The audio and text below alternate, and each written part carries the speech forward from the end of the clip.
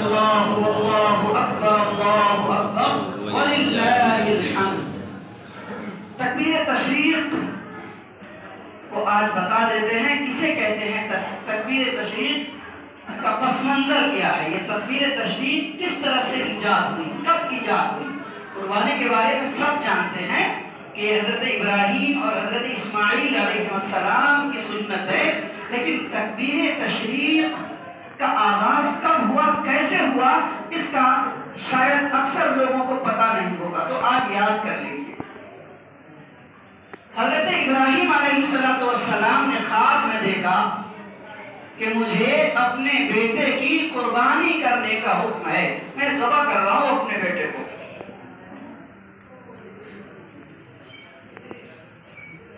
یہ بات سننے کے بعد حضرت اسماعیل علیہ السلام سے نقل کیا والد گرامی نے کہ بیٹے میں نے خواب میں ایسا دیکھا ہے کہ میں تمہیں ذبح کر رہا ہوں، اللہ کی راہ میں قربان کر رہا ہوں، تمہاری کیا رائے ہے، کیا خیال ہے، تم کیا چاہتے ہو؟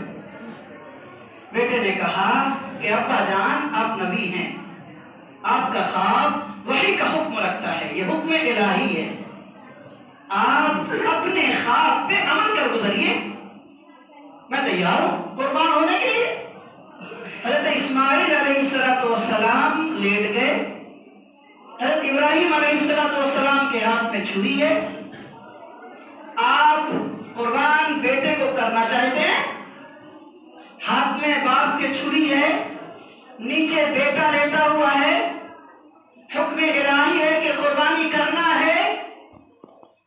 اب سمجھئے اکیلا بیٹا ہے، اکلوتا بیٹا ہے، بڑھاپے کی عمر میں پیدا ہوا ہے، حکم الہی پہ بیٹے کو قربان کیا جا رہا ہے۔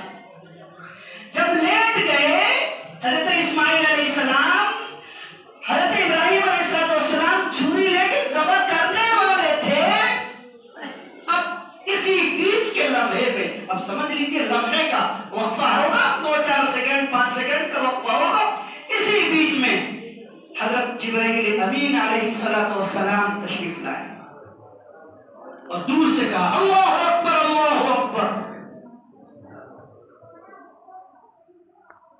دیکھا کہ ریڈی ہے حضرت ابراہیم علیہ السلام، ذبح ہونے والے ہیں حضرت اسماعیل علیہ السلام، حالانکہ حکم الہی بدل چکا ہے، اب بیٹے کی قربانی نہیں ہونی ہے، جنت کے میوے کی قربانی بدلے میں ہونی ہے، فدیے میں ہونی ہے۔ اللہ اکبر جیسے پڑھا تو حضرت ابراہیم علیہ السلام نے آواز سن لی، فوراً پڑھا لا الہ الا اللہ واللہ اکبر۔ حضرت ابراہیم علیہ السلام نے دیکھا کہ یہ جبرائیل امین ہے اور اللہ اکبر کا نعرہ لگا رہے ہیں، انہوں نے پڑھا لا الہ الا اللہ واللہ اکبر۔ حضرت اسماعیل علیہ السلام لیٹے ہوئے ہیں، ذبح ہونے والے ہیں، انہوں نے دیکھا کہ جبرائیل امین نے یہ پڑھا، باپ نے یہ پڑھا، انہوں نے پڑھا اللہ اکبر وللہ الحمد۔ حکم بدل گیا، میڈھا آ گیا، میڈھے کی قربانی۔ یہ تکبیر تشریق ہے، پڑھیے ایک مرتبہ اللہ اکبر لا الہ الا اللہ واللہ اکبر وللہ الحمد۔ دوستو بزرگوں اور بھائیو، یہ پس منظر چند جملے میں ہم نے آپ کے سامنے میں رکھا ہے۔ آپ باشعور ہیں، آپ بندے مومن ہیں، آپ موحد ہیں، اللہ رب العزت نے ایمان کی دولت سے آپ کو اور ہم کو مالا مال کیا ہے۔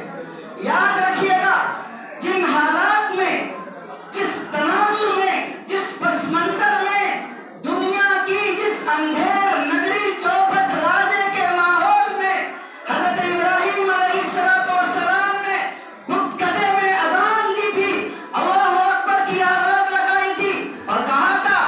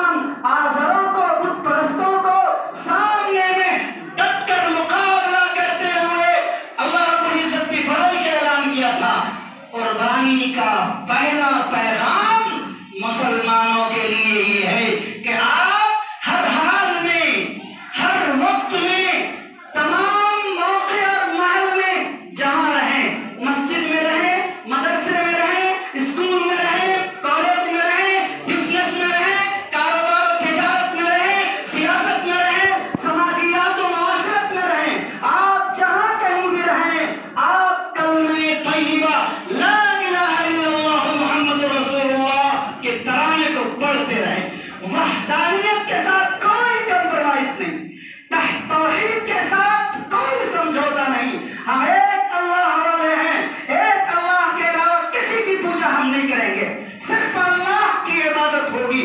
اللہ ہی میرا کرتا اور دلتا اور پالنہار رب العالمین ہے, رب کریم ہے, احکم الحاکمین ہے, خالق ہے, مالک ہے, رازق ہے, داتا ہے, پالنہار ہے.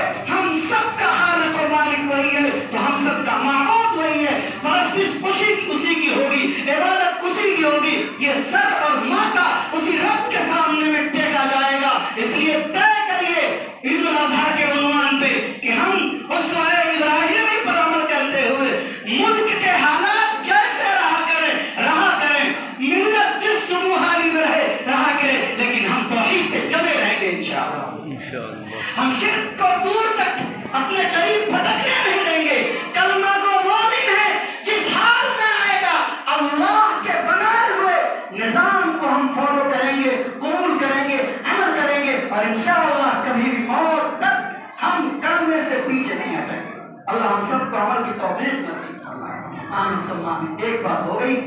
دوسری بات, قربانی ہم سب کو قربانی کا پیغام دیتا ہے.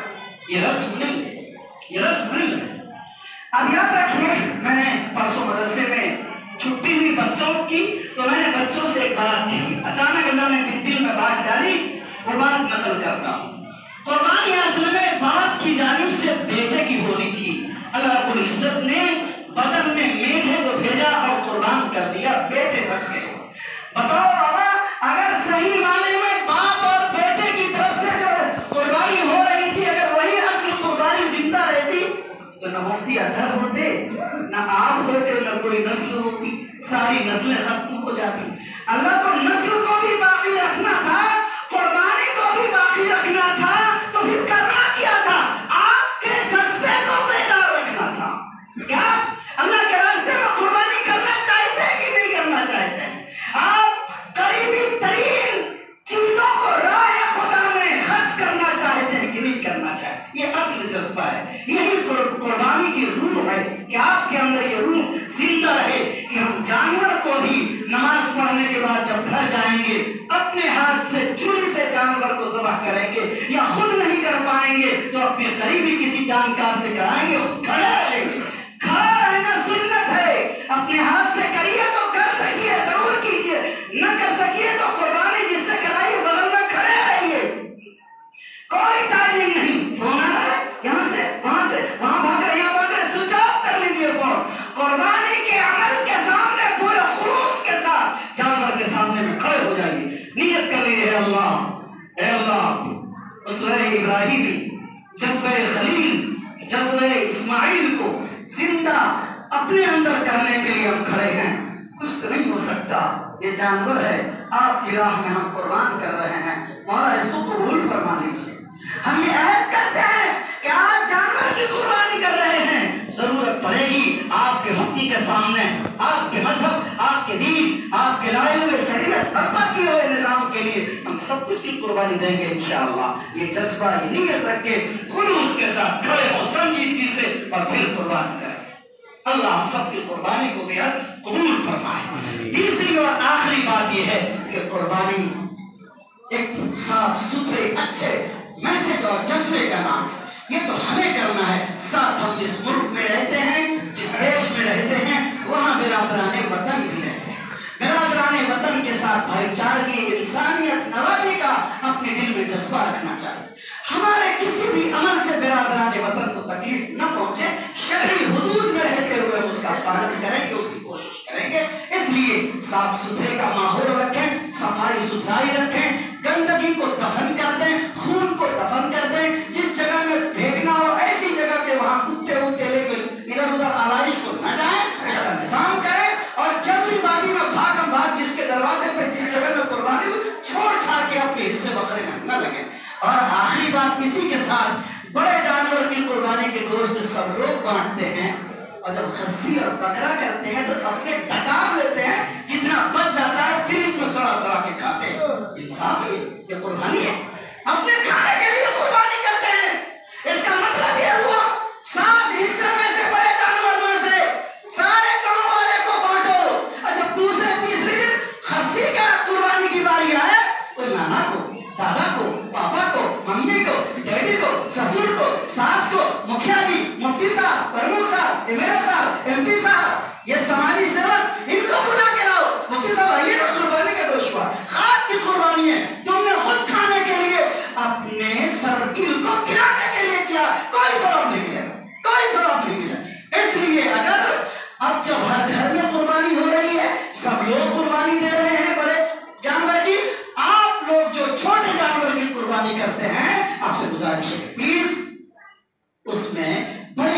کی طرح چھوٹے پہ بھی حصہ لگائیے، تاکہ جن کے گھروں میں چھوٹے خصی کا گوشت سال بھر میں یا کبھی بھی ہمیشہ نہیں پکتا، قربانی کے دن میں آپ کے گوشت میں غریب، فقراء، مسکین، مستحقین، مدرسے کے طلباء، یتیم لوگ شریک ہو سکیں۔ اللہ مجھ کو بھی آپ کو بھی ہم سب کو عمل کی توفیق نصیب فرمائے۔